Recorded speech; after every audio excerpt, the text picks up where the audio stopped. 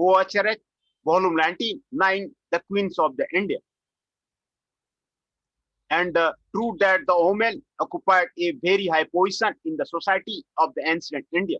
History bears innumerable examples to justify this factor, but seldom we come across the name of the queens on the coins of the India, issued by the sovereign rulers of the different dynasty of the different period.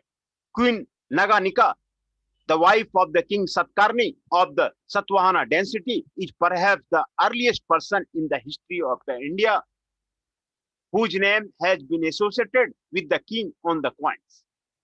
The inscription at the Nana Ghat in the western India records the donation made by the Satvahana king Sri Satkarni and his queen Naganika at the celebration of the different sacrifices. The donation were in the coins Karasappanas. The Satvahana had trade relation with the Roman Empire. The Roman Empire supplied the base metals for the native currency. The Periplus mentions the inauguration of the silver. One inscription from the Junor records the guild of the barrier. This is the unique evidence from the Junor. It was likely that the king Satkarni melted down the Roman silver coins at the Junor and coined his Karaspan. Silver coins of the Satkarni I and the Naganika from the Junor have proved that they were issued on the occasion of the Asmadha sacrifice. The Satvahana kings generally used the name of their mothers as their initial. Kochi Putra Satkarni, Kosika Putra Satkarni, Gautami Putra Satkarni, Vasishta Putra Satkarni, and the Pulumbari. These are some of the names of the Satvahana kings that we found both in the inscription of the coin. Kochi, Koski, Gautami, and the Vasishti. These king mothers were certainly the crowned queens of the dance. This evidence provides sufficient stand to the fact that the queens played pivotal role in the administration of the state. The Gupta rulers were famous for issuing gold coins of the various types and the motifs. Fortifying the king and the queen on the obverse of the coin is one of the remarkable motifs among them. Happy married life which the Gupta king usually enjoyed is reflected in these coins. Such coins were issued by the Chandragupta I, Samudragupta, Kumar Gupta I, and the Skanda Gupta. Besides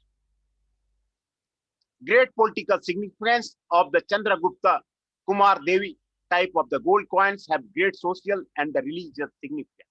According to the elector on these coins, Chandragupta I is found offering a marriage ring or the Sindurdani to his beloved queen in the relaxed mood and homely atmosphere. The coins of the Kumar Gupta I bear a touch of the romanticism. One of the overseas, the king is seen offering a bunch of the flower to his queen. On the Aswamedha type of the gold coin issued by the Samudragupta and his grandson Kumara Gupta, we find their queens with the Chamara before a sacrificial post participating in the religious life of their royal husband. In those coins, the name of the Datta Devi and the Ananta Devi, the crown queens of the state monarchy, have not been mentioned. Of course, during the rule of the Bahumakas, of the Tosali and the Utkala, 6 queens, namely Tirubhuvana Mahadevi, Prithvi Mahadevi, Gauri Mahadevi, Dandi Mahadevi, Dharma Mahadevi occupied the throne. The last 4 queens ruled successively. It is a stand and rare evidence in the entire history of the India. No dynasty has ever presented so many women as the ruling heads. The inscription of this period invariably mention the coin name Rupya, Rupka, or the Rupyaka, which reveals the use of the metallic money, especially of the silver. The Angul copper plate grant of the Dharma Mahadevi of the Sri dynasty mentioned Rupaka as the Ruka in an abbreviation form. Sumala Devi, the queen of the Chamhana dynasty of the Sakmari, issued coins in her name. She was ruling in the 13th century AD. On her coins, either a bull or a horseman is seen on one side. The other side shows the queen moving on horseback with the legend Sri Somala Devi in the Nagri script. Did the Hindu queen on Kashmir had issued coins in her name. She belonged to the Vadappa dynasty, which continued from the 1172 to the 1318 AD. The coins issued by her were combination of the mixed metal of the gold and the silver. Mention may be the made of the sum of the coins issued in the names of the three queens of the King Shiva Simha of the Assam.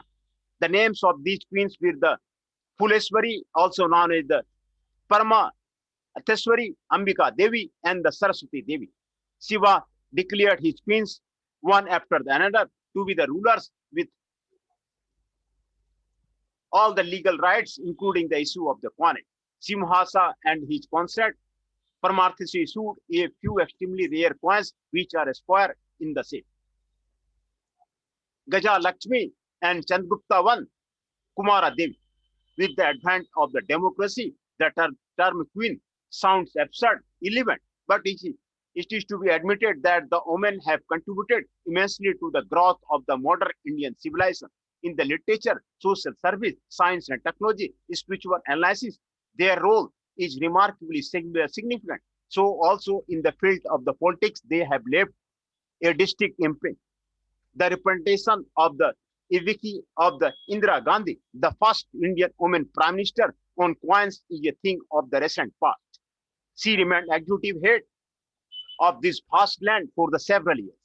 Who knows the Indian coins will bear the boost of the some other woman in near future as the head of the representative from the government, representative form of the government. The references are the P.L. Gupta coins, NBT India, New Delhi, Vishwarup Das, the Bahmuka Karas, Buddhist kings and their times, Oriental publishers and distributors, New Delhi. Dr. A.S. Alatkar, catalog of the Gupta gold coins in the Bana Hoard, the Nushki Society of the Indian Prince of the Wales Museum, Bombay. Dr. Sinigadha Tripathi, early and the medieval coins and the currency of the Urisa Punti, Pustak, Calcutta, 1986. Article are the Dr. Mr. Tobna, Gokhale, Pune 37, Nane Ghat, the ancient trade route. These are the discussion of the ancient kings of the ancient India.